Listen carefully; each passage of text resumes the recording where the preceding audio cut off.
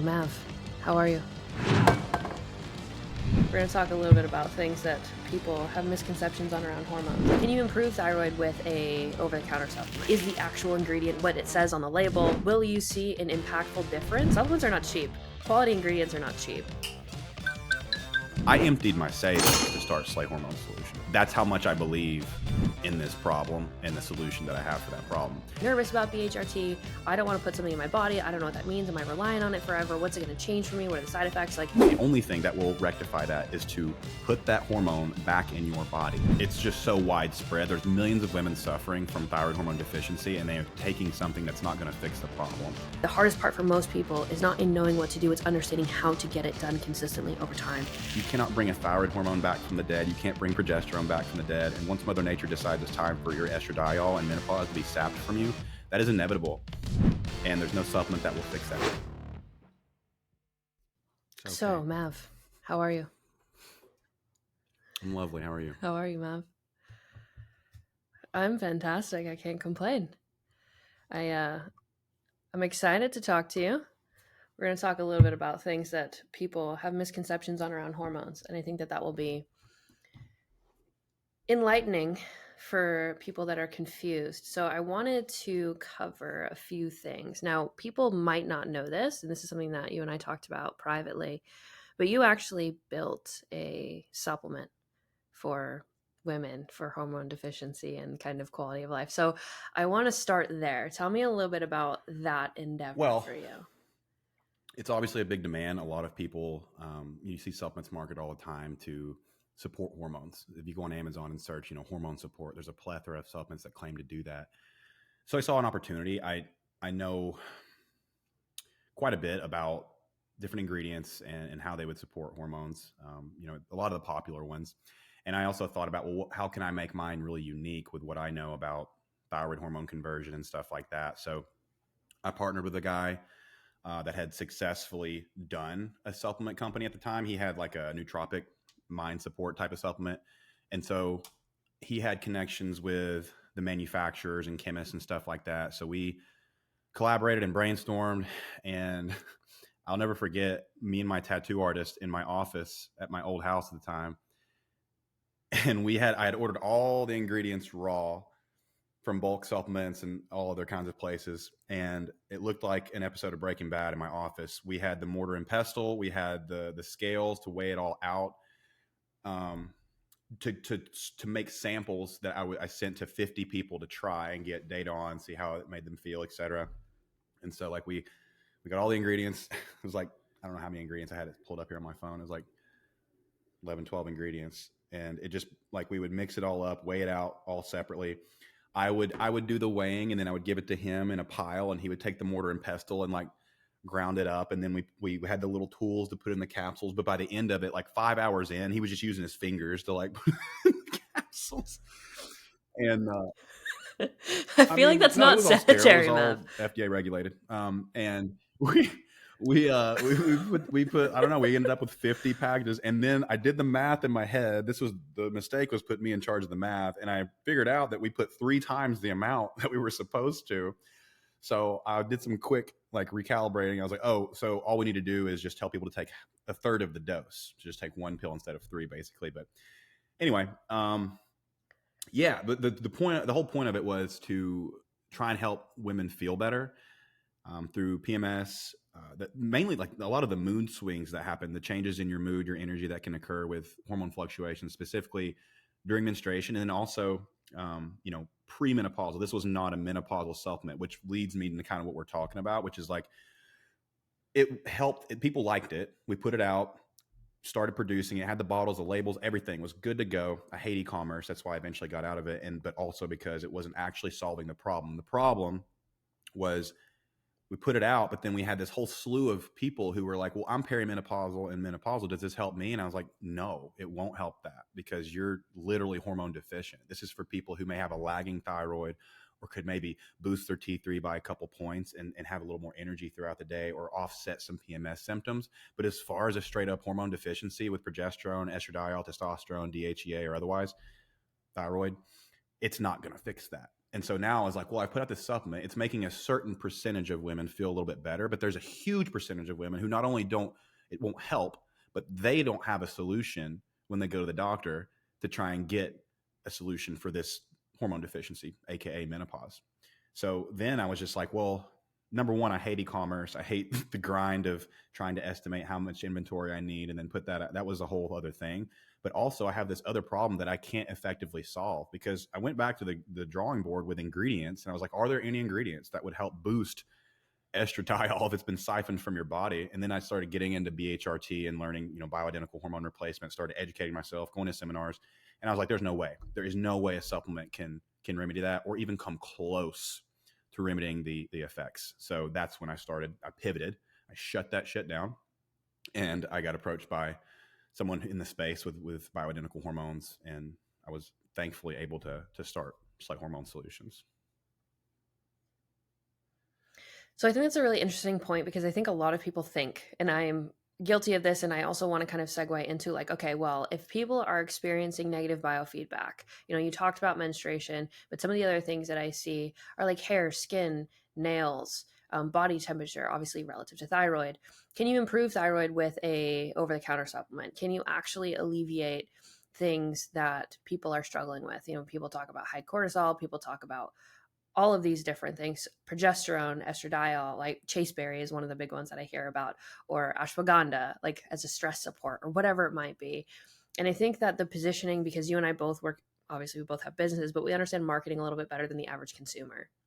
And so there is something around the way that something is presented that will make you believe that it will solve your problems when in actuality, like test that shit against reality, it doesn't change anything. And I say this to somebody who, I am 31. So I competed in my 20s and like my hormones were Non-existent. fucking shit. And relative relative to all of those things, right? I worked with a functional medicine coach. I did the supplement thing. I spent thousands of dollars on supplements to fix my body. And so there's a certain threshold, I believe, and this is my personal opinion, that for people under 35, you can probably look at lifestyle, behavior, nutrient quality, micronutrient status, like look at vitamins, minerals, look at quality of life, overall behaviors, and you can improve that stuff pretty significantly because I believe bodies are ridiculously resilient. However, when it comes to actually resolving something metabolically or hormonally, there's not a over-the-counter supplement that you can get, or even like a prescribed supplement, because now there's like all of these holistic wellness health centers where you have to buy these specific branded supplements that are all ashwagandha, like I'm sure all the shit that you had in your supplement itself, right? Just a different name, different brand. It's not going to resolve those things. So one thing I want to understand a little bit better, maybe from your perspective, is if somebody's going to, let's say they want to, I'm nervous about BHRT. I don't want to put something in my body. I don't know what that means. Am I relying on it forever? What's it going to change for me? What are the side effects? Like, is it going to make me feel worse? Is it going to make me masculine? Those are all the fears from I think a female's perspective. If they wanted to start on something that was over the counter, what differences can you expect? What is the relative change? And then when it comes to actual hormone deficiency, getting on something like BHRT, what is the change or the significance of the change that you'll experience there? Because I have to believe from something that is oral, relative to absorption rates, quality of the ingredient, where you get it compounded, is the actual ingredient what it says on the label, right? There's so many different things that could go wrong with just supplements because they're not regulated whatsoever. Will you see an impactful difference? My personal experience would tell me not significantly. You'll get more benefit from looking at lifestyle stuff and like food quality relative to when you're on some type of hormone replacement therapy. That stuff's pretty, in my experience, pretty significant. So I would like to hear from your perspective, because you talked about, obviously, and one thing I'll say about Mav, for those that don't get it, this guy has skin in the game when it comes to wanting to solve a problem, investing in, because again, supplements are not cheap. Quality ingredients are not cheap. The margins on that stuff is not great. Like, again, talking about it from a business perspective. So putting your skin in the game, investing all that money, making the supplement, it performs well for a certain demographic of people, but it doesn't solve the problem. So then you pull out of that and then you go invest in building a medical team and doing BHRT. So I think it's important to say and like hear from your side, like, I know you said you don't like e-commerce, which is like valid, but there's also something you could have stayed in the supplement game, right? There are a lot of people that do really well in supplements itself relative to marketing, positioning, and the ingredients can be shit. There's a lot of people getting sued around that. But you didn't. And so I think that says a lot about how much you care about this problem. I know I asked you a lot, so I'm gonna shut up now because I could probably ask Yeah, I 50,000 was more going to say there could be a questions. separate podcast on each of those questions, but I'll put it this way, and you already know this about me. Like I spend a lot of money on the supplements. I spend a lot of money on the labels, the concept, the logo, the design, the ingredients, the manufacturing, the storage of the supplements, the warehouse, the all those things. Thousands of dollars. I emptied my savings to start SLAE Hormone Solutions. I literally emptied it, and that was terrifying. But that's how much I believe in this problem and the solution that I have for that problem. If you look at, I just want to address, like what you can expect from supplements versus what you can expect for the actual hormones. Its universe is different, but that's what people don't understand. Take like if you look at a blood pressure supplement like Himalaya Arjuna or COQ10, anything like that, right? Well, it says right there on the label, it says it will help maintain blood pressure already in the normal range, meaning it's not going to fix a blood pressure problem. It won't. People that expect a blood pressure supplement to fix high blood pressure will be disappointed because there's a lot of nuance. There's lifestyle issues. There's a lot of deficiencies on the dietary front that might be happening. Someone's overweight. It's not going to make them consume less calories and expend more energy. All those things are true, but I say that because if you look at a lot of the, like for example, thyroid support supplements, well, they'll claim like, oh, make your correct thyroid hormone imbalance. You can put a lot of claims on a supplement label, but when you look at the ingredients, you have things like selenium, iodine, just like your run of the mill type of stuff. Those things are things you can get from food, and they help support healthy thyroid function. The thyroid needs those nutrients to be able to do its thing. If you are hypothyroid, if you diagnose hypothyroid, or if you have Hashimoto's, or if you're just thyroid deficient, symptomatic of hypothyroidism, but still in the normal range, which is where a lot of people fall, and that's where a lot of people are frustrated because they're not quote unquote they're not able to get diagnosed based on their lab work, but they still have all the symptoms. Supplement ain't gonna do shit for that. It's not gonna fix that. It's not going to remedy or bring back thyroid hormone from the dead. Same thing with estradiol. Same thing with progesterone. There's nothing you can take outside of the actual hormone that will do that. Now, when we get into the fears around hormones and hormone replacement, so many of them, and I talked about this specifically on the podcast I did with our practitioner at SLAE. A lot of the confusion comes from the conflation of synthetic hormones versus bioidentical. People don't realize there's a drastic difference. Synthetic being hormones that are not isomolecular, meaning they're not made from the same, they don't have the same molecular structure as the hormones already in your body. Whereas bioidentical, the same molecular structure as the hormones already in your body. So whereas with synthetic hormones, your body has to convert them to a usable form. With bioidentical, it does not. So synthetic hormones are a mimicker, bioidentical are not. The risks associated are drastically different with synthetic hormones, like synthetic progestin, like you'd see in birth control, synthetic estrogen. People don't realize there's different kinds of estrogen. There's 5-6 different kinds of estrogen. Estradiol is the bioidentical estrogen. That's the one that gets depleted during menopause. So a lot of people, including doctors and including the researchers who are conducting the research on these hormones, conflate the two. A lot of doctors have the erroneous, and I'm not shitting on doctors, it's not what this is about, but it's just reality. A lot of physicians conflate the two and will make statements like, well, you have to assume the risk is the same. Well, that is not true based on the current medical literature on bioidentical hormones.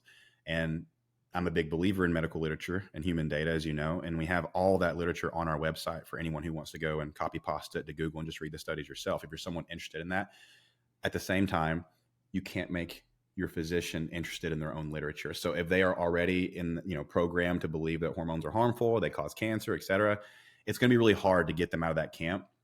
But we do have the literature because I'm a firm believer in that. But there's worlds difference. So going back to the difference between supplements and the actual hormone, your quality of life will be turned on its head in the best of ways. It will do a complete 180 if you're someone who has been depleted of progesterone, let's say in perimenopause. All the things, the trickle effect that can happen from hormone deficiency. For instance, if you have low thyroid, well, you're more predisposed to have insulin resistance. So if your thyroid starts dipping, your free T3 in particular, your active thyroid hormone, you are now more likely to have insulin resistance. If you're more likely to have insulin resistance, you're more likely to store visceral fat. The more visceral fat you have, the harder it's going to be to reverse that insulin resistance. The harder it's going to be for you to lose weight compared to your female counterparts who don't have that challenge. Same thing with testosterone. People don't realize how important testosterone is for women. It's a literal game changer when it comes to body composition, sex drive, collagen. A lot of people try and think they're going to fix a collagen deficiency with collagen supplements, but the reality is, unless you have plentiful amounts of testosterone and vitamin C in your body, those are the two biggest drivers of collagen production in the body. So if you have deficient testosterone, your skin elasticity, everything associated with collagen is going to suffer. So a lot of people are trying to correct a hormone deficiency with collagen when that's going to have very little effect on the actual problem. But it's worlds difference. You can't if you just get lab work, and let's just say that you are in the low end or even out of the range with free T3, your active thyroid hormone, there's nothing a supplement will do to bring that back. And this is assuming you're checking all the lifestyle boxes, which you already named. There's a big lifestyle component to this. Obviously, living a healthy lifestyle, consuming enough protein. For me, I'm really big on strength training. I know you are too. So healthy body composition, being active, all those things play a very large part in this. You can't fix, hormones won't fix a lifestyle deficiency. I always say that. But as far as the difference, you cannot bring a thyroid hormone back from the dead. You can't bring progesterone back from the dead. And once Mother Nature decides it's time for your estradiol and menopause to be sapped from you, that is inevitable. And there's no supplement that will fix that. The only thing that will rectify that is to put that hormone back in your body. And with bioidentical hormone replacement, there is very little downside, and any risk there is offset by the protective benefits of having plentiful amounts of those hormones. It's protective against all comorbidities, breast cancer, cardiovascular disease. You are at lower risk of all those things with plentiful amounts of those hormones. And so that's in large part the big difference between the two. So I want you to express what are the potential downsides, because you mentioned some risk, right? And I think the first thing that I want to address from my own personal opinion and perspective is a lot of women that I work with, and I'm sure that in your demographic, feel like if they have to go on some type of supplement, if they have to go on BHRT, then there's something wrong with them. There's something they should be able to do to fix the ailments that they experience. And this is more so catered to the women who are perfectionistic type A, like very ambitious people, driven, out there to perform and achieve shit. Like, I get it. We're cut from the same cloth. I think the compassionate part that they're missing is that there's nothing that you can do to control this happening. And I think that's where it doesn't make you lazy, weak, whatever, a scapegoat of an individual to get on something that's going to help improve your quality of life.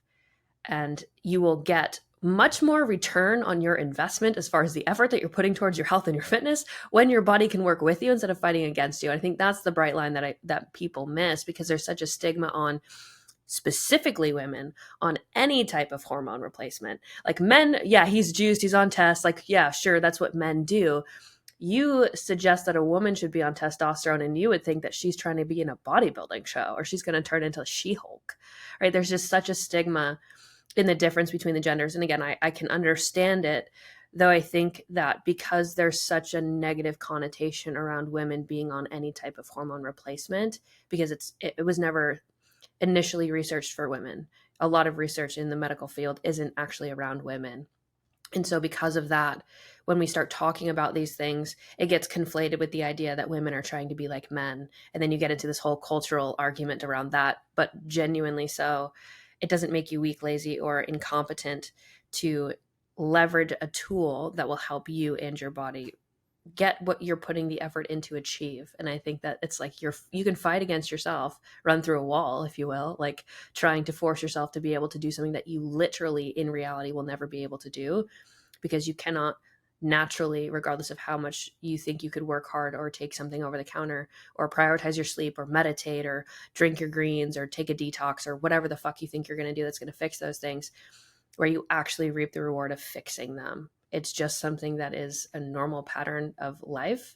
And you can either embrace that, accept it as reality, and do something about it that will improve the experience that you're having, or you can judge yourself, shame yourself, run yourself into the ground, guilt trip yourself, believe there's something wrong with you, and never actually overcome the ailments that you experience. And I'm not here to tell you what to do, but I think just having that different perspective and letting go of the stigma around it can empower women to make the change or the decision that's going to make them feel better. Because you don't have to do it at the end of the day. This is not me and Matt telling you to do something that you don't want to do. You can exist as you are and whatever that might come with.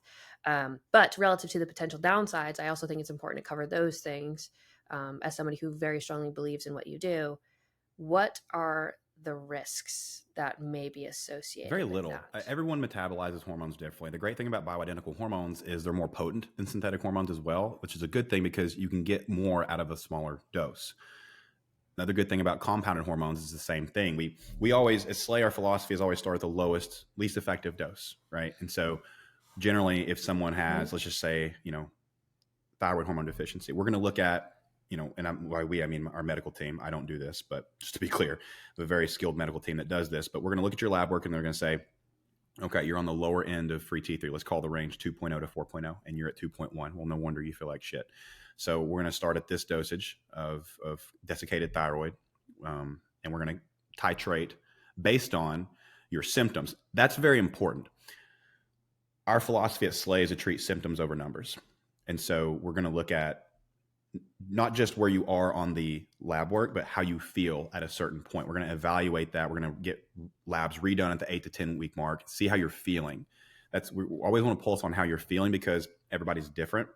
And where receptor site, things like receptor site resistance, where the hormone doesn't impact the tissue at the same way that would someone who doesn't have receptor site resistance. We're going to, that impacts how you would feel at one dose versus someone else. All that to say, we look at your symptoms, we look at how you feel, but as far as the risks associated, everyone is a little bit different. The only downsides that we see typically with things like progesterone, a little bit of water retention and stuff like that at first. Some people have water retention, some don't. Same thing with creatine. Everybody's different. Some people have water retention, some people don't. Same thing with testosterone. Maybe some water retention. Sometimes there's breakthrough bleeding with things like progesterone. If that's the case, our medical team addresses it. You just send us a message and we'll fix the problem, either increase the dose or whatever the practitioner deems appropriate. The big risk that people ask about is cancer. And it's a very valid concern. It's important to understand that progesterone and take like an estrogen-fed cancer, estrogen and progesterone have a synergistic effect, and progesterone offsets a lot of that risk if it is an estrogen-fed cancer. Now, common sense tells us, well, you had these hormones in your body for 40 plus years. If they were going to cause cancer, they already would have. But I think that the stigma associated with it is if you hear things like estrogen-fed cancer and if you have a hysterectomy and you had your ovaries removed, et cetera, the belief is that I can no longer I was told by another doctor I can't take hormones. Well, we don't agree with that. We reference the most current medical literature regarding this risk. And we see that, our general approach, everybody's different and our practitioners will determine the best route. But if you're 5 years cancer free, we're going to optimize your hormones and go from there. We're going to keep a pulse on, when was your last PAP, mammogram, et cetera. We check all those boxes to make sure that we're doing our due diligence to make sure you've done those things. But the relative risk is very, very low. Go ahead. Okay, so I have a few things that I want to say. So first thing people might be wondering, okay, well, we talk about data and we talk about being data driven, and you're saying, well, we're going to treat symptoms over numbers. Now, I personally agree. I agree in any domain, right? Especially in more mental health stuff, the way that we address that is going to be different around people, which is why online pop psych is not always helpful, right? Temperamental differences and obviously the actual ailment that the individual is struggling with is important to take into consideration, along with all of the other factors individually and environmentally that are going to impact the way that the person is functioning. To the same degree, when we're talking about health, symptomology is the precursor to looking at what ailments may even be manifesting themselves, right? So this is why people who want to get blood work done for no fucking reason, just because everybody else is getting blood work done, or get on something, or take a supplement that is superfluous for them to take because somebody else is taking it, is blatantly ridiculous. And so the only way that you know something is off is by looking at, well, what is the symptom in the first place? And the reason that the symptom is important is because the symptom in itself is what's impacting your quality of life and changing your behavior, how you function, how you show up, your interpersonal relationships, sexual relationships, whatever that might be. And so when you talk about treating symptoms, I think that there is a fear, and I talked about this in the YouTube video that you helped me with, so I'll plug that below this video or this podcast. But talking about the difference between like when you get on thyroid and your TSH starts to drop and people freak out about that, but that's a number focused decision versus what is the experience within reality that the individual is having. And so I think, one, I agree with you. I think to just kind of dismantle the fear around, like, it doesn't mean be absolutely fucking reckless with numbers. Like, there are certain healthy ranges, but again, the range has expanded to be so broad. And you've said this before, the ranges that we have are based on an elderly population. I think that that's something that you've said, and you know the research around this better than I do. So I think that that's also important for any listeners to understand. So it's probably not relative to your age and gender demographic. It's expanded over time. The other thing that I want you to touch on is when we talk about thyroid and using something that is desiccated versus something like Synthroid or levothyroxine, because that is what you're usually going to be prescribed from a medical doctor. And again, some people do really well on this stuff. So it's not for me to say you shouldn't take it or it's bad, but I think understanding the differences will be helpful for you to get both sides of information and then make the decision that is best for you. The last thing that I want to say, and then I'm going to let you run because I know I've said a lot, is when we talk about cancer and precursors for cancer, one of the biggest things to understand is that a lot of it comes down to the coding in the DNA and when it replicates, right? Usually there's an error there and that triggers these things to manifest. But the other thing that you said earlier, and this is me absolutely kind of dancing around in my mind with ideas. I'm not saying this is based in reality or that this is something that you should believe. But based on what you've said and the fear of estrogen being something that can, I hate the word cause, but correlates to maybe the manifestation of some type of cancer. So you said there are 6 or 7 different types of estrogens. And so my thought process immediately goes, okay, well, is this a consequence of like a compounded pharmaceutical grade form of estrogen? Or is this estradiol that's bioidentical that's triggering this? And now this is, again, just me thinking out loud. I'm not saying you guys should be, oh, it, pharmaceutical grade causes cancer or creates it or whatever. That's not what I'm saying. I'm just saying I would be very interested if there was literature that delineates between estradiol being bioidentical in the relationship between the manifestation of cancer or estrogens that are compounded in a pharmacy and created in a lab and their relationship with cancer, if that's even a big thing. Again, I don't know the relative data. I don't know how many women on BHRT or some type of estrogen replacement manifest cancer in itself. Do they have a family history of it? Is it genetic? I don't have enough information around that. My mind's going. So either way, I will turn it back to you around Synthroid, levothyroxine, and then desiccated thyroid, because I think it's important information for people to be able to understand. Take notes when you're talking, so I don't forget things that I didn't want to circle back on and hit on. But just in terms of the synthetic versus bioidentical thing with cancer risk, there is an abundance of literature on that. And the relative risk is associated with synthetic hormones, synthetic progestins, synthetic estrogen, the risks. And the problem is that people extrapolate those and say it's all hormones, not knowing the difference between synthetic and bioidentical. This is not common knowledge. It's not given in med school. Casey, our practitioner at SLAE, just comes right out and says that, like, this is information she had to go and learn on her own elsewhere. So the relative risk is nowhere near the same. There's a huge difference between a synthetic progestin and micronized progesterone. Huge difference. And the way that they interact with the body is very, very different.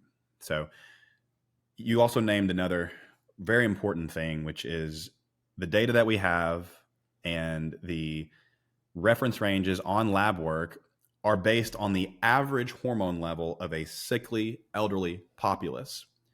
So you hear this phrase amongst frustrated women going through menopause that they've been told by doctors, which is a word that I now get a visceral reaction from hearing, which is normal.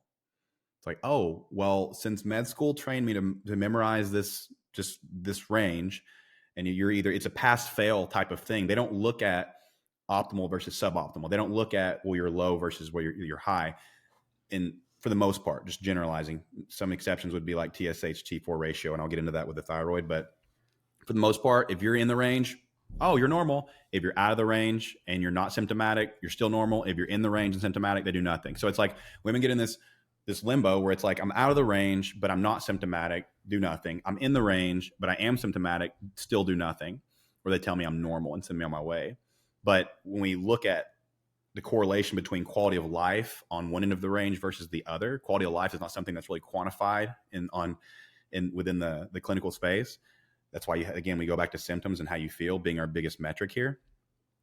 It's clear that people feel better, have higher qualities of life, and have better long-term health outcomes when they have plentiful amounts of these hormones. So I say all that to say, when you look at these reference ranges, we do lab work to have a baseline. This is where you feel like shit at. Got it.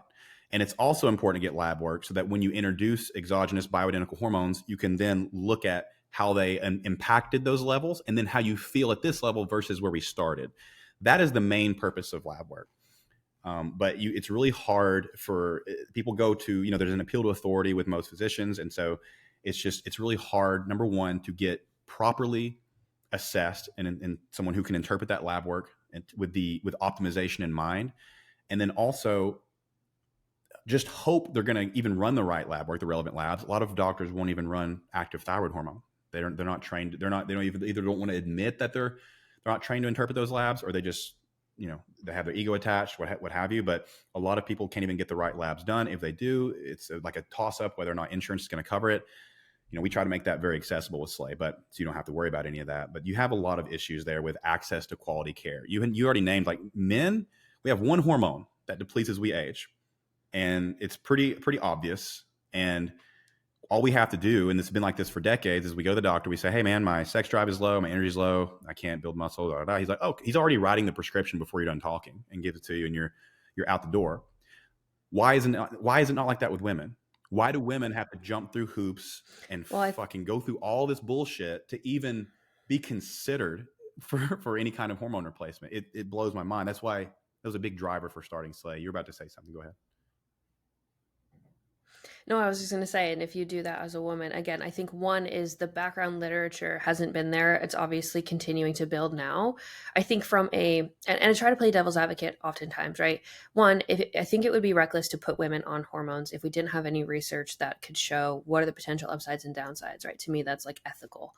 So because there's a gap in research around that, and I'm not justifying it, I'm just saying, I think most people would want to know what are the potential downsides. I think the unfortunate side of that is that there are a lot of stigmas for women to be on any type of hormone. For whatever reasons that is, maybe the fear of loss of femininity, or the fact that you may become masculine, because people just tend to think any type of hormone means anabolic, means you're going to turn into She-Hulk. And I think that story is just not based in any type of reality. It can, in fact, make your femininity manifest itself in a much more significant way, because you have everything that you need biologically to be what you are. And again, the fact that this is also regulated by medical professionals, you're not going to get super physiological doses and turn into something outside of yourself. So I think that that's interesting. But the other sad part of that is because women are also painted as these emotionally unstable whatevers, that they get thrown anti-anxiety or antidepressants. Be like, oh, your hormones are normal. And I hate the word fucking normal, just like you do. It's like average. Like, what the fuck is average, right? Even when we look at data, you get a correlation between things, and then you take all of them, divide it by the total, and then you get an average. Nobody actually fits the average, just like nobody actually hits the normal. And so when we look at individual subjectivity, which everybody wants to talk about being individually unique and speaking my truth, but I don't get to have my own reference range. I think it's important to look at, okay, you said you feel like shit here. We're looking at this. You might end up being somebody who feels their best on the higher side of something, or somebody who might feel their best like at a moderate to lower end side of something. I think that's where understanding your body, the way that you feel, is super fucking important. But again, just kind of breaking that stigma around women being told that you're moody and unstable and you need some type of psychological intervention. I say that as a psychology student, is not necessarily helpful. I want to talk about, we talked about T3, we talked about synthetic, a couple things I wanted to say, estradiol and estrogen. We've talked about this before. Your first podcast you came on, and I said, what do you think about estrogen dominance? And you didn't have a serious answer for me then. So I want to circle back to that because I'm going to grill you on it. But we've talked about this relative to estrogens, right? We talk about the depleting hormones through perimenopause and menopause. Most women, in my opinion, are not estrogen dominant. They're progesterone deficient. And so when it comes to balance, I hate the word balancing, but balancing those hormones, right? You have to take into consideration not one hormone in isolation. And I'm sure you know this, and I'll let you speak on this because you're much more well versed in this than I am. But it's more about the conversion pathway and everything that triggers that. Right. So DHEA plays a role in certain things. You don't usually look at DHEA levels when you're looking at labs and you see that something is, your testosterone is high or low. You don't look at DHEA presence. You can see that it's low or high, and you understand kind of how that conversion pathway works and the precursors for things to manifest the way that you want them to. But I want to hear more about estrogen dominance, progesterone deficiency, and other things around lab work that people might get wrong as far as like looking at one lab value and not understanding how the pathway actually works. Estrogen dominance, and we still have to circle back to thyroid and synthroid and all that stuff, by the way. But estrogen Yes. dominance, for the most part, is a misnomer. It's one of those things. It's like cortisol belly. It's like cortisol face. It's just a word that a lot of people say. Like, hey girl, You what's just got going a fat face. on with you? You got that cortisol face, man. It's all right. I got fat cheeks, so it's fine. Just some of Yeah, us must store be the fat in cortisol our face. boogeyman again. But so, like, it's just a misnomer, right? People just say that shit. Like, a lot of naturopaths say it, a lot of influencers say it because they heard someone else say it. It's just this thing that's regurgitated, but nobody really knows what it means and they can't define it. And you kind of already named what it really, there's two things that it normally actually is. People will say estrogen dominance based on some symptoms someone may or may not have. And a lot of times it's insulin resistance in disguise, or it's, as you already named, a progesterone deficiency. So it's not necessarily that estrogen is increased and it's disproportionate and it's increased to the fact that we got to reduce it, which is where a lot of people are like, oh, you're estrogen dominance. Take some DIM or some calcium deglucarate, if they even know what those are, and let's reduce your estrogen. Well, it's not actually estrogen being through the roof. It's progesterone deficiency. Usually women in perimenopause have plentiful estrogen and it's fine, but their progesterone has been sapped. So it's actually a disproportionate amount of estrogen to the progesterone. Like that is, if we're going to get semantic about it, like that is what it actually usually is. But it's also, people just misdiagnose insulin resistance. And when we fix that, it fixes those symptoms. So it's nuanced, but for the most part, it's just a word people say. Yeah, and this is why I talked about like the conversion pathways or how we interpret lab work, right? Because if you just look at estrogen and you're like, oh, you're estrogen dominant, it's like, well, relative to what? And then the problem is if you put something on top of that to blunt estrogen production, you're going to be basement for both. Mm-hmm. And then you're really going to feel like shit because you address the wrong thing, right? And this is why we talk about root cause. And I hate that that's become a buzzword, but like, what is the trigger to you feeling this way or presenting with this? It's not that you have super high levels of estrogen. It's that the ratio between estrogen and progesterone is off. And so if we can improve progesterone, we can fix the actual problem. But most people hear estrogen dominance, and again, you said they hear it on the internet, these symptoms or body composition or whatever it might be, and you think you just have to throw DIM on top of your estrogen and it will just like tank it and then you'll feel better. Like, no, you're gonna feel like shit. And there are other things around estrogen that I think have negative stigma around it, like osteoporosis, for example. Like, you need adequate levels of estrogen in the body to prevent that from happening. But because it's like it's the thing that makes you super emotional, it's like people tend to want less of it. For, again, there's so many stigmas around women's health and women's hormones in particular that I think are more harmful when you don't understand what the benefit of having those things in ample amounts actually provides for you. But I want to circle back to thyroid now. So tell me about synthroid and levothyroxine relative This to is the thing compounded that blows desiccated people's mind. This is a fucking thyroid. epidemic because it's just so widespread. There's millions of women suffering from thyroid hormone deficiency, and they are taking something that's not going to fix the problem. And this is what you talked about a lot in your hormone video. That is just so packed with information, and I can't wait for people to see that. But super impressed. Thank you. Thanks for your help. Yeah. So when it comes to thyroid, obviously, like, if we just start from the beginning, we have your pituitary gland. Your pituitary, let's just simplify it for those that don't know. Pituitary gland sends thyroid stimulating hormone to your thyroid gland right here in your throat. They talk to one another. Well, the pituitary gland operates based on how much T4, inactive thyroid hormone, the thyroid gland is producing. So you have inactive thyroid hormone, you have active thyroid hormone. Active is the metabolic hormone. That's the one we want plentiful amounts of. You have to convert T4 inactive to T3 active outside of the thyroid. The majority of inactive to active conversion takes place in other organs outside of the thyroid. So liver, gut, kidneys to a smaller extent, and elsewhere in the bloodstream. So that being the case, here's the big issue. When you have the mainstream approach is to look at lab work and look at the ratio of TSH, thyroid stimulating hormone, and T4. If you have low amounts of T4 in comparison to TSH, that tells doctors your pituitary gland's having to work really hard. Let's help it out and let's prescribe Synthroid, levothyroxine. Did I say that right? Anyway, that's just inactive thyroid hormone. Synthroid is T4. So we're just going to replace the T4. And the thought process is now the pituitary gland won't have to work as hard and you'll convert it elsewhere in the body. Well, big fucking problem when all of the symptoms are tied to T3, active thyroid hormone, low levels of it. And a lot of people have conversion issues. This is where we can, look at, things like how healthy is your gut, your liver, et cetera. Like those things can help to a small degree, which is why I put, like in that supplement that we talked about earlier, I put liver supplements in it.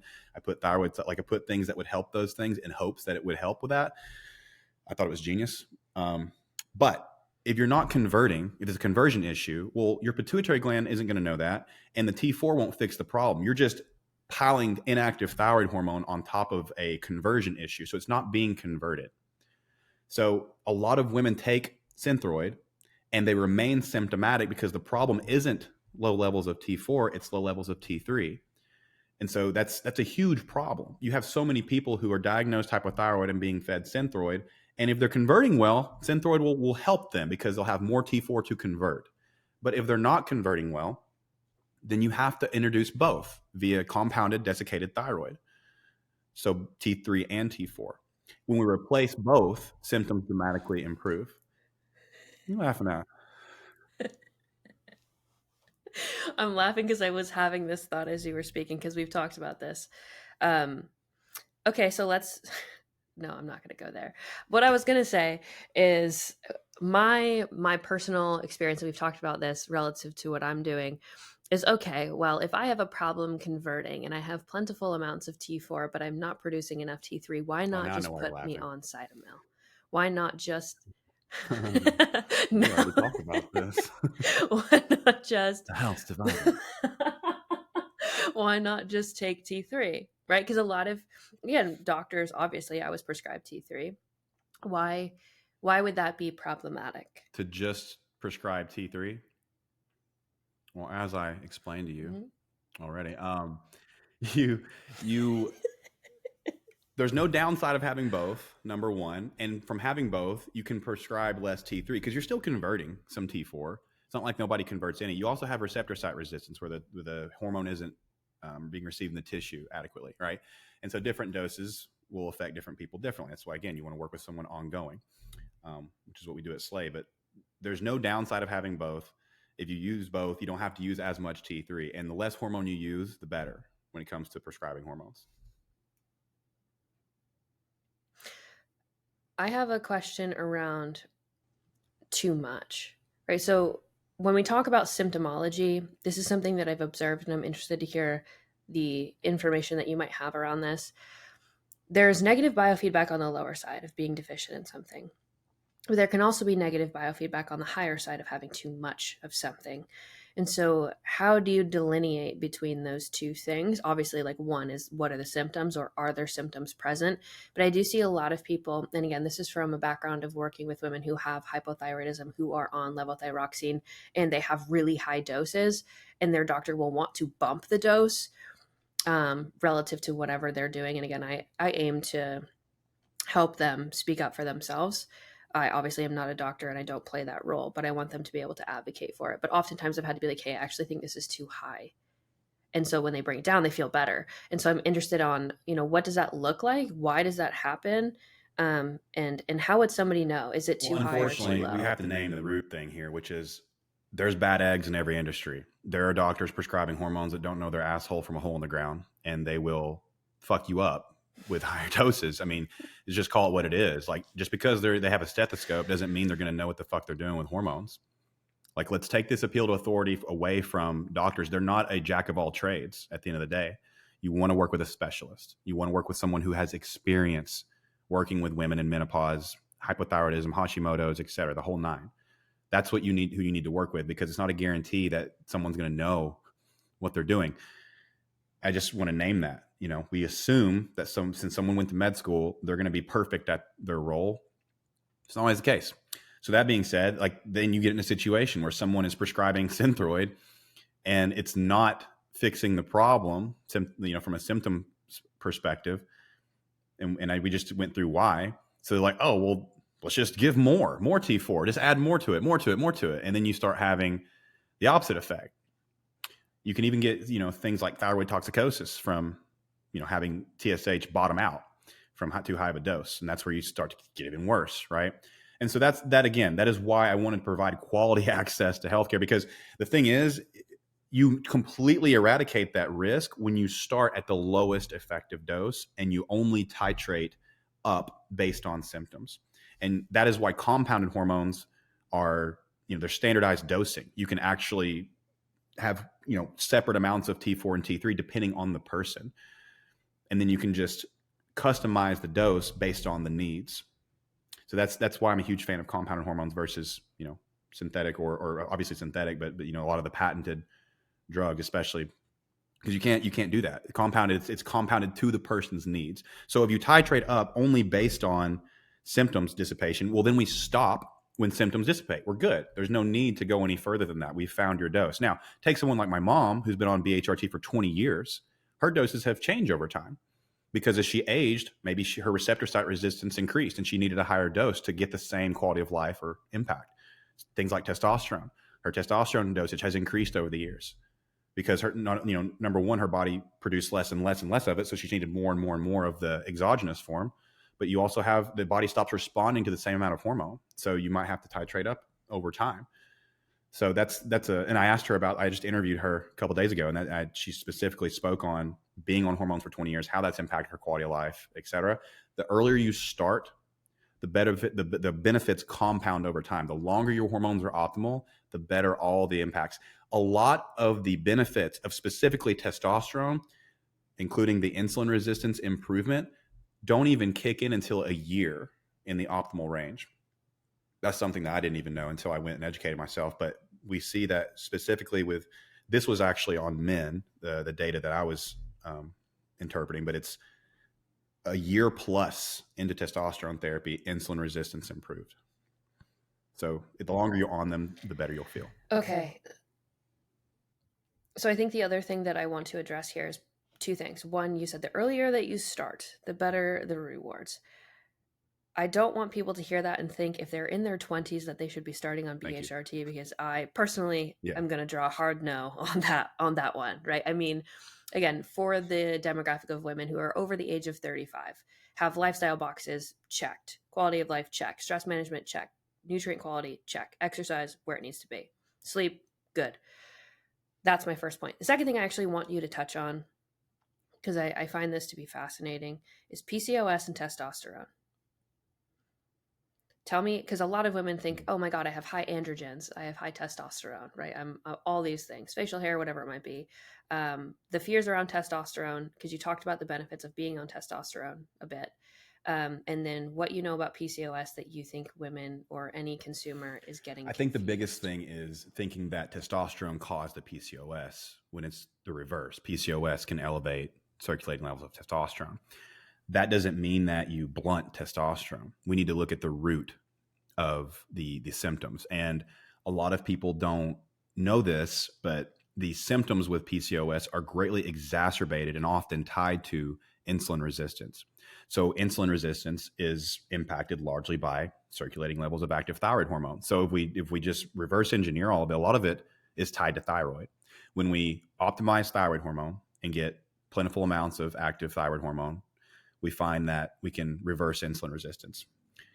The visceral fat associated with insulin resistance is what really, really impacts a lot of people, because as long as that's there, your ability to lose body fat in comparison to your female counterparts who don't have PCOS or insulin resistance is going to be a snail's pace comparatively, as long as that visceral fat is increasing or there. So we have to look at how do we reduce the visceral fat, because exercise and caloric deficit, this is where I have some compassion with the energy balance thing. I'm never going to downplay lifestyle. As you know, like both of us, we're huge proponents of, you got to check the lifestyle boxes. No matter what we do with hormones, you have to do that. Hormones cannot fix a lifestyle deficiency. That being said, specifically with insulin resistance, it is harder. It is going to be slower. It's going to be very, very difficult compared to people who don't have that challenge. So a lot of people are misdiagnosing and misprescribing things that don't fix the root. Well, when we look at the root, it's suboptimal thyroid. When we correct the suboptimal thyroid, get free T3 into the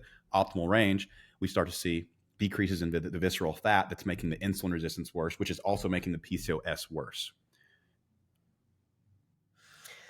Okay, I'm going to maybe say something that might upset people, and you can totally push back on this.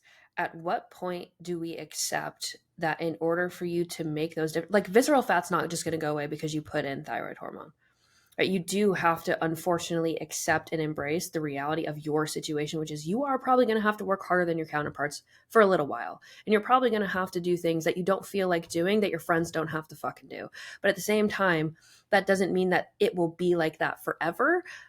The kind of getting to where you want to be unfortunately requires you to accept and embrace the things that are going on with you and your body. And I know that's not sexy, and you probably are throwing me middle fingers right now, and I'll take those, but I never want to paint this picture that like, oh, you replace these things, you'll just lose visceral fat and then it will be easy for you. It's not going to be fucking easy. I don't think it's easy for anybody. I think dieting sucks for pretty much everybody.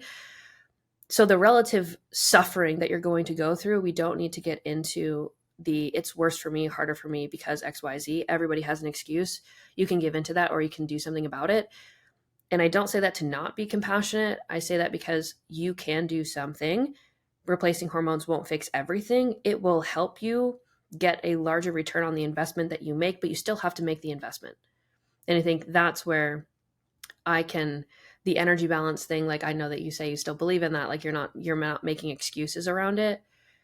But also it's like you can say that you should be able to eat more and lose weight. And I'm just going to tell you that reality is based in reality. And you may have to eat less than you would like or move more than you would like. And I'm not trying to simplify it like eat less and move more and that fixes everything. Absolutely not. There are many kind of layers to all of it, which we've addressed in this conversation.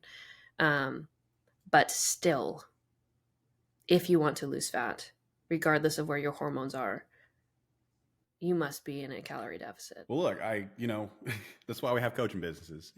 That's what people are struggling with. And our, both of us, yours way more so, is we emphasize the psychological and what's going on between the ears. You're the one that's credentialed to do that and is much more, much better at it. I talk about mindset because I'd be remiss if I didn't. But look, as you know, our best client transformation ever, the one that I plaster everywhere, Mandy Donald, 63 years old. She lost 100 pounds during menopause with no hormone replacement. You had no hormones when we met. Like, you're a savage. Fucking trash. So it can be, it's not keeping anyone from losing weight. Can it impact basal metabolic rate? Yeah, a little bit. Are hormones going to make you value protein, walking, and lifting weights? No, that is for you. That is a sovereign choice that you have to adopt. And if you haven't adopted it since NOM, it's not going to manifest out of thin air when we replace your hormones. Like I said, there's 3 types of people that, now that I fixed that problem, have experience. 1, people who blame hormones. So, okay, cool, let's get lab work. We find hormone deficiencies. We fix those hormone deficiencies. You feel better, but you still have to circle back and check the lifestyle boxes at the end of the day. 2, people who blame lab work or people who blame hormones. So we do lab work and there's no hormone deficiency. Maybe something minor, but then you realize, oh shit, the thing that I've been scapegoating isn't actually a thing. And then we circle back to lifestyle. And then 3, people who blame hormones and they don't get lab work because they're afraid that would take away their excuse and their allergy to accountability. So all three options, you have to circle back to lifestyle no matter what. And again, that's like to your point, it's not a lack of compassion here. It's we don't want to put anyone in the driver's seat but you. There are things that are not driving these outcomes that you're not doing, and we can help you build those values from the bottom up, which is why I think coaching is specifically impactful for that. You have to have that. So yeah, I just to your point, I completely agree, and it's something that I'm so thankful. We'd have a interview with a SLAE client on my podcast, Hallie Cottis, and she specifically talks through that. She's like, look, I don't want to make anyone. Hormones have changed my life from a quality of life standpoint. I have so much more energy, et cetera. I don't want to make anybody, because she's not a coaching client. She's just with SLAE. And she's like, I've gotten body results from doing what Maverick said in his content, not from these hormones. The hormones gave me a lot of energy. I feel better. Me and my husband are going at it like rabbits, and previously we weren't. But I still had to, like, she talked, it was hilarious. But she's like, I smelled him and I just wanted to fornicate. And she didn't say that. I'm paraphrasing. But anyway, she did. It was just little things like that that can impact your marriage, your quality of life. I mean, I could save a marriage, right? So that's like what people don't understand about hormones is how it impacts just everything. Like you've said it really well. You are your hormones, right? Like your energy, your sex drive, all those things that can really contribute to your wholeness in life. Hormones play a huge part, but you have to decide to walk, to lift weights, to eat protein, to get stronger. Like that's all those things. To control calories to some extent, whether you do that with calorie tracking or not, you got to control calories in some way. Mm-hmm. I love it. I love it. So Mav. Oh no, we've talked about a lot today. Is there something else you want to talk about? The floor is yours. Whatever you'd like. Well, my last thing that I would ask you, because there's a lot of people making mouth noises about hormones on the internet, and I think that's why I got a little amplified in that previous moment, was because I don't ever want to paint the picture that it's like, oh, if you just fix this, then you will get those things, right? And I think a lot of people position hormones that way. It's like, you aren't where you want to be because your hormones are off. And pay me and I'll fix your hormones, and then you'll magically just end up where you think that you want to be. And I think, again, the whole thing around confidence and empowerment and energy and like just being a kick-ass human being will change your fucking life. Because on the other side of doing something hard is you learn more about yourself. You're significantly more resilient. You're more likely to take risk. You can come back from failure. You teach yourself it's not that fucking bad. You can learn something. You build skills. You just become a fucking powerhouse of a human being. Like, that's why I love this shit. Like, weight loss is cool, I guess. But like, if it's all that you're focused on achieving and you think that that's going to make you happy, you're mistaken. My point being, or the thing I really want to ask you is, you've been on this hormone thing for a year or so? Well, I launched in February, but I've been SLAE, building obviously it. studying It took me 8 months to put things together. What are the things that you've learned or the things that you've changed your mind on? Because I think that would be very impactful to know where you started. What were your preconceived notions around this? Obviously, you knew it was a problem. You knew it was a problem you wanted to solve. But most people have beliefs around certain things, and then they change their mind when presented with new information. And I know you're one of those people that keeps your mind very open around what does the evidence say? It's not about me and my opinions. It's about what's true.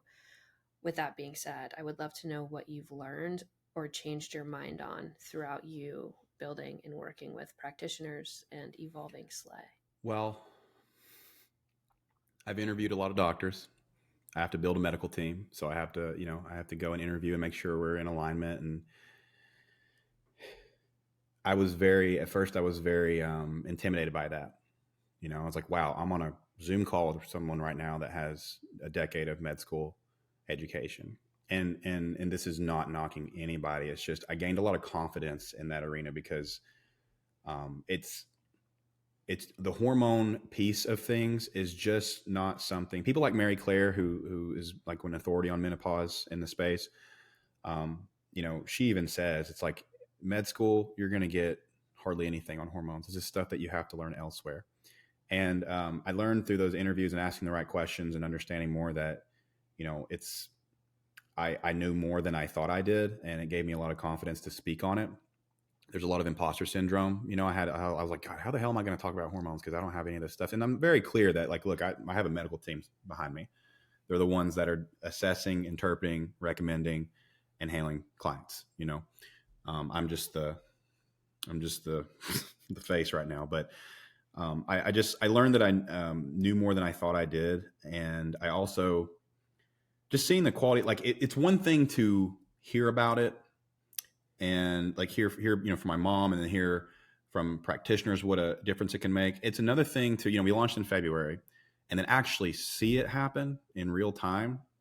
Women brought to tears because they're having sex with their husband again because their sex drive just came back out of thin air, and watching someone talk through how that impacted them, and then also hearing this is and look, again, multiple truths can exist here, but on that interview she was like, I was checking the lifestyle boxes, checking them. I was I caloric control, etc. And then when we replaced thyroid, I started seeing weight loss in places that I didn't see prior. And this is somebody who was on it, like checking the boxes.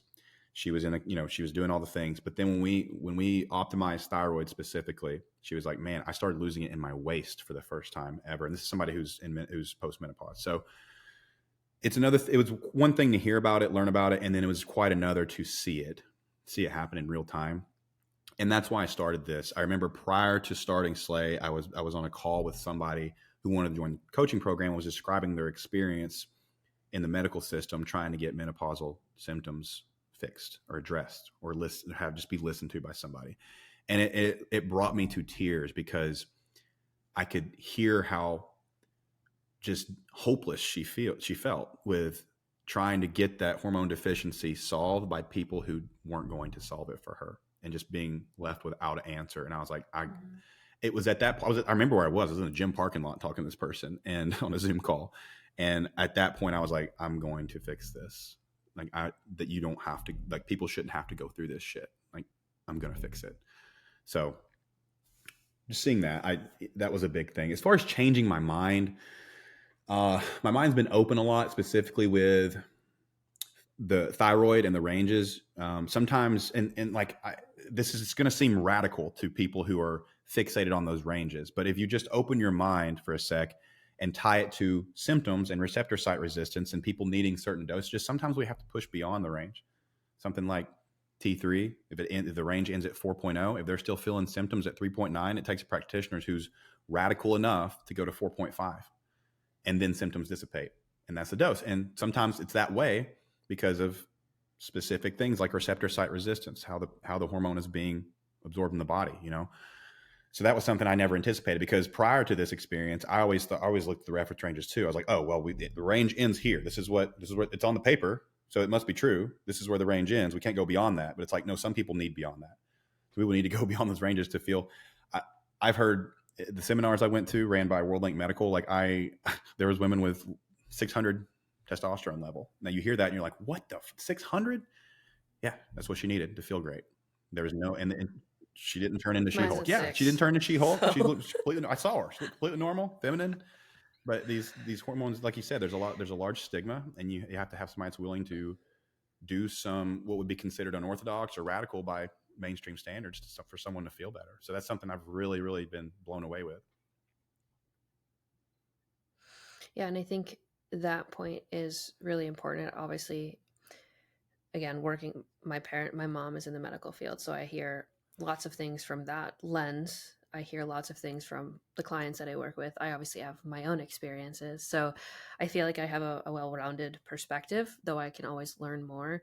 I think one thing I want to touch on that you said that I think I want people to understand is that when it comes to thyroid, weight loss, lifestyle boxes, etc., if you are deficient in the active form of your thyroid, it will impact your overall metabolic rate, right? So you can check the lifestyle boxes and feel a little bit hungry and think you are in a calorie deficit. The problem with that is you're probably not actually in a calorie deficit. And the consequence of you dropping calories lower is that it will impact every ounce of energy that you have to do any type of NEAT, steps, training intensity.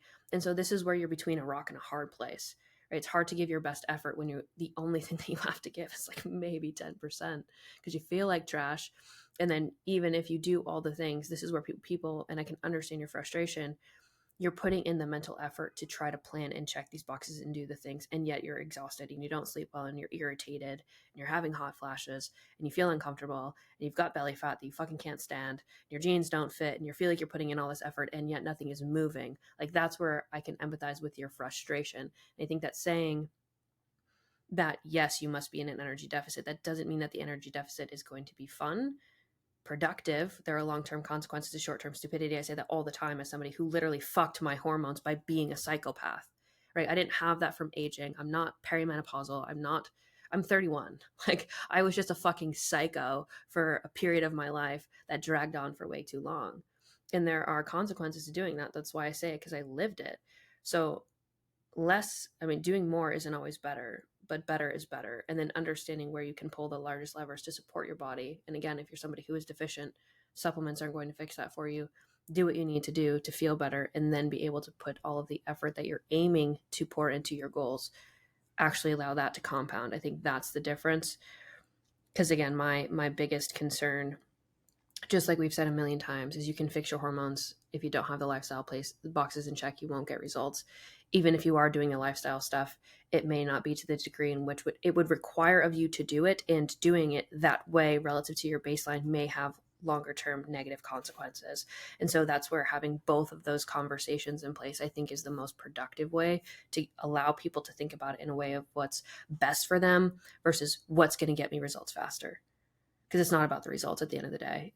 It's your results are always a side effect And of your that's behavior one over thing time. to your point that I anticipated that I would kind of like loosen up a little bit around the lifestyle stuff as a consequence of working with the hormone aspect. But the opposite happened, because now that we have experience fixing the problem, quote unquote, optimizing hormones, there's still a lot of people, and humans are humans. You know, we all have struggles with consistency in one way or another, the ways that we cope. As you always say, maladaptive versus adaptive.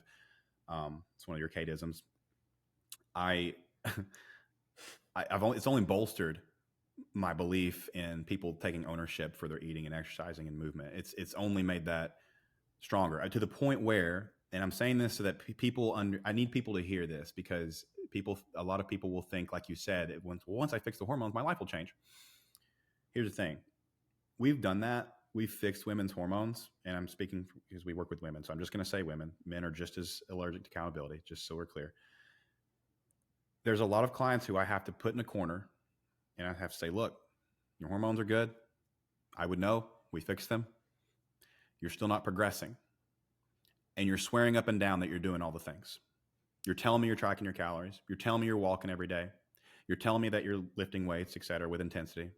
You're saying you're checking all the boxes. And yet that math ain't mathing, because we don't see any progress. Tell the truth. And then at that point, all of them have either broken down and said, okay, I'm not doing all the things. They've admitted it, right? Which is hard. It's hard to admit that you're not doing the things that you say you're doing. Or there's something they were just completely overlooking, and they were overeating and didn't realize it.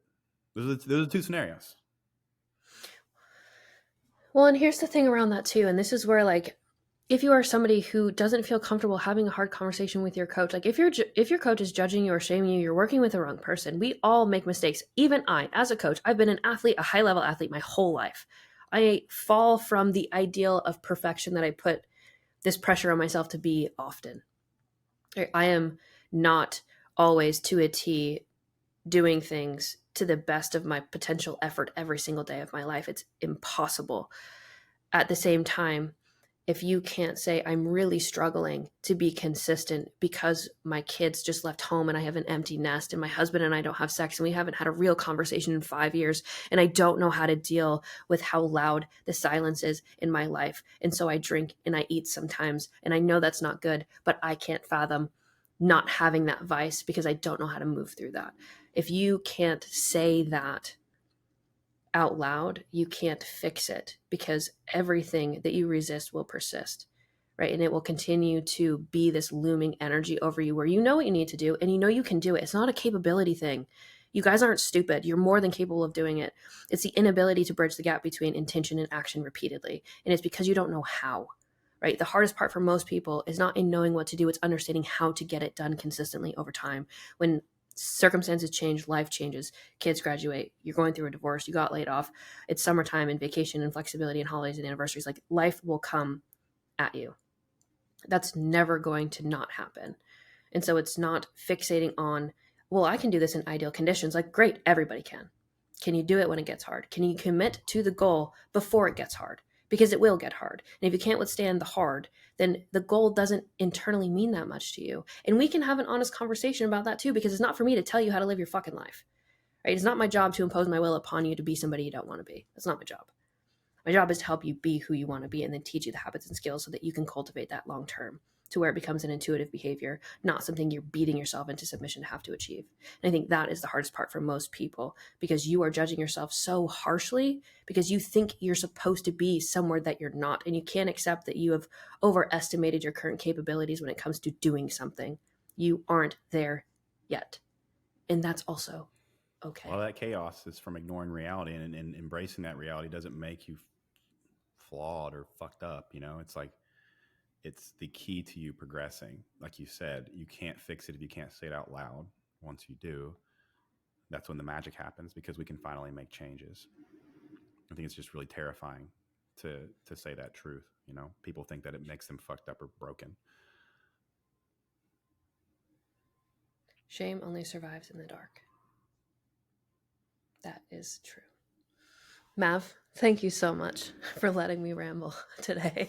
I will put SLAE Hormone Solutions in the caption of this podcast if you guys are interested in reaching out to them, getting actual information, learning about what's going on with your body. Obviously, they have a great team. Yes, I've personally worked with them. They're phenomenal. And of course, if you have questions for me or Mav, I will link both of our Instagrams in the comments section. But Mav, thank you for your time. I Thanks. appreciate This is you where you and hang all of up your on me. information.